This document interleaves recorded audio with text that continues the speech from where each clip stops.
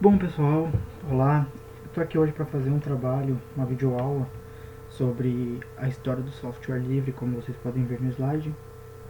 E primeiramente eu queria começar explicando o que é um software, porque a maioria das pessoas ouve falar, sabe, conhece, vê todo mundo falando, mas não sabe o que é um software e como ele funciona. Então, primeiro eu queria explicar, basicamente, em linhas rápidas, o que é um software. Bom, o software ele é um conjunto de componentes lógicos de um computador ou é um sistema de processamento de dados. O que ele faz?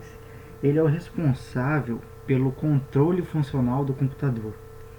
Basicamente é isso. Pode ser entendido também outra definição de software é uma sequência de instruções escritas que tem como objetivo executar tarefas específicas. Cada software faz sua parte para o computador poder funcionar.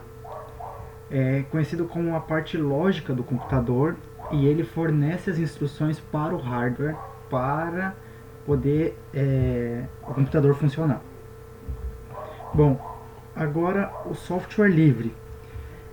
Ele é entendido como qualquer programa de computador, seja de qual sistema operacional ele for, que possa ser redistribuído, né, compartilhado, modificado e executado pelos usuários de forma gratuita, ou seja, não há cobrança, ele é o oposto do software fechado. Os usuários de um software livre, eles têm que ter acesso ao código-fonte para realizar as suas alterações de acordo com o que eles precisam. Ou seja, eles têm como fazer o programa ficar mais fácil de acordo com suas necessidades. Alguns exemplos básicos de um software livre pode ser o Linux, sistema operacional, o Google Chrome, um navegador muito conhecido atualmente, e o Inkscape, que é um programa de desenho vetorial, muito usado no caso em curso de engenharia, arquitetura. Bom, agora a real proposta do trabalho que era falar sobre a história do software livre. O início do software livre aconteceu por volta de 1950 com Richard Stallman, que é um pesquisador do MIT, considerado o pai do software livre, que percebeu que as vendas das empresas eles queriam ter lucro em cima dos hardwares e não em cima do software. Com isso, eles focavam muito nos hardwares, porque era onde eles queriam ter o lucro, e acabou não tendo restrições em cima dos softwares, o que acabou que os usuários poderiam adaptá-los como quisessem. Um dos princípios do Richard era de que todas as pessoas poderiam colaborar com o desenvolvimento de um software, ou seja, toda pessoa poderia desenvolver um software a partir de uma base, de um software já feito, ele poderia alterar e poderia melhorá-lo de acordo com o que precisasse. O Richard também era totalmente contra o uso do software fechado. Ele se uniu com o kernel e depois de um tempo juntos criaram o sistema operacional Linux, que é muito usado hoje, principalmente para casos de programações, dos softwares inclusive, né? Criou a GPL, que em inglês é General Public License, que em português é Licença Pública Geral, que restringia a apropriação das modificações. O que é isso? Ela não deixava que não pudesse haver modificações nos programas. E a cada vez que um usuário compartilhava o seu programa já modificado com outro, essas alterações feitas pelo remetente, no caso, ia para o próximo usuário. Ou seja, o programa não ia da forma original, ele ia da forma já modificada. Bill Gates, um dos CEOs da Microsoft, escreveu uma carta e ele falava nela que todos os royalties, para quem não sabe, um royalty pode ser, no caso empresarial, é uma porcentagem do faturamento sobre o objeto na venda, e pode ser também um preço fixo, né, por objeto vendido, por unidade no caso, e também uma forma de remuneração pelo uso dos processos tecnológicos que pertencem à produção. Então, ele diz que esses royalties recebidos pelo Altair Basic, que era um dos programas, era equivalente a $2 por hora que foi gasto em seu desenvolvimento. Ou seja, para a empresa isso não traz muito lucro. E eles teriam muito tempo de pesquisas em desenvolvimentos para não receber de volta o que eles precisavam de dinheiro, o que eles precisavam de lucro que era esperado. A partir disso, ele citou que a prática do compartilhamento do software ele impossibilitava o desenvolvimento de um software que realmente prestasse, porque a cada vez que era repassado, como eu já disse antes, as alterações iam junto com o programa, o que nunca deixava o programa original. E então, por exemplo, muitas pessoas precisam de formas diferentes do software, precisam das suas próprias alterações. E então seria mais fácil, muitas vezes, o usuário mudar o software a partir do original do que um já modificado. E a partir disso, após ter ciência dessa carta do Bill Gates, as empresas, muitas delas, começaram o uso do software fechado. Bom, não falando só da história do software, mas também do geral dele até nos dias de hoje, o que não deixa de ser história dele também,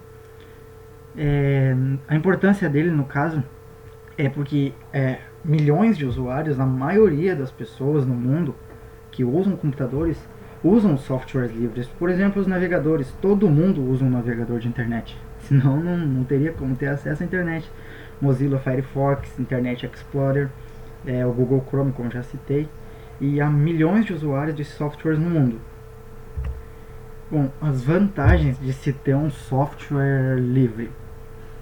A principal delas é o fato dele poder ser compartilhado gratuitamente, o que nos softwares fechados não é possível. Ele evita a dependência de um fornecedor e acaba trazendo vantagem financeira ao usuário. O que é isso?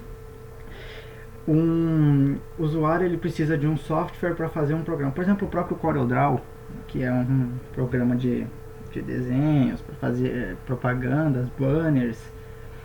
É muito usado atualmente, inclusive, um dos mais usados para isso. Ele é livre, o cara usa e não precisa pagar para o fornecedor. Então, isso traz a vantagem financeira porque a pessoa, o usuário, não precisa comprar esse programa. Aí, uma das outras das vantagens é, no caso, para o desenvolvedor também, o uso do software livre é bom porque mais pessoas no mundo inteiro vão poder conhecê-lo e avaliá-lo. Ou seja, se o software é livre, mais pessoas terão acesso a ele. E então isso fica mais fácil para a empresa ficar conhecida a partir daquele software. Então, se o software é bem feito e as pessoas baixam e reconhecem ele como um bom software, a empresa fica renomada, o que melhora muito para a empresa, porque para uma empresa a imagem dela é tudo, né? Bom, como tudo, também as desvantagens. Para a empresa, pode compensar o lado do software fechado, porque na necessidade de uma assistência, o software livre não vai ter essa assistência, né? E isso pode causar uma relação não muito boa entre o desenvolvedor e o usuário, o consumidor no caso.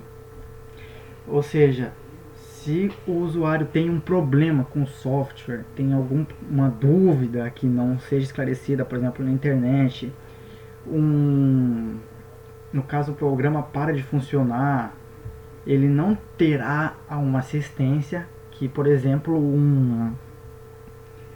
o software fechado tem.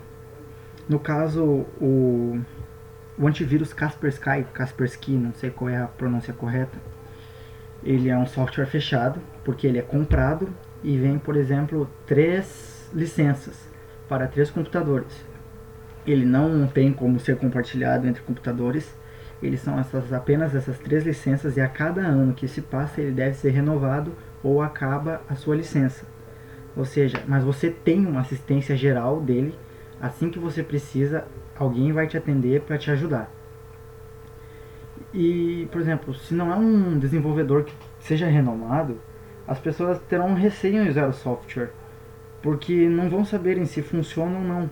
Mesmo que seja um bom software, muitas pessoas têm um receio em querer baixar, em comprar no caso não, né, mas em baixar o programa, por exemplo, na internet, porque não vai ter muitos comentários, provavelmente, e se a empresa não é muito conhecida, eles não vão querer porque não vão confiar, essa é a palavra, né? Eles não confiarão no programa, o que vai fazer que o software não seja muito fácil para ser reconhecido. Muito diferente, por exemplo, do que se a Microsoft cria um software, né? Porque é uma empresa grande, das maiores do mundo, conhecida no mundo inteiro. Então, se ela cria um software, muitas pessoas já sabem que ela é de confiança. Bom, as perspectivas, desculpa, as perspectivas dos softwares livres no futuro, a partir de agora já, é a maior adoção dos softwares livres no mundo inteiro, o aumento dos provedores de serviço, ou seja, mais empresas usando softwares livres, mais empresas criando softwares livres, e os altos índices de satisfação dos usuários na relação custo-benefício dos softwares livres.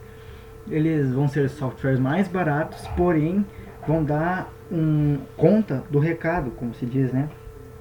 Que é o necessário para que caia no gosto das pessoas, o que não é muito fácil. Mas porém, se for um bom programa que tenha um custo baixo, as pessoas vão sim, com certeza, adotá-lo e vão usá-lo bastante. Bom, também é usado muito para, vai ser, ele desejam que seja usado muito para missões críticas, para serviços e produtos também. Então, o software livre, fazendo uma geral nisso, ele é uma boa opção.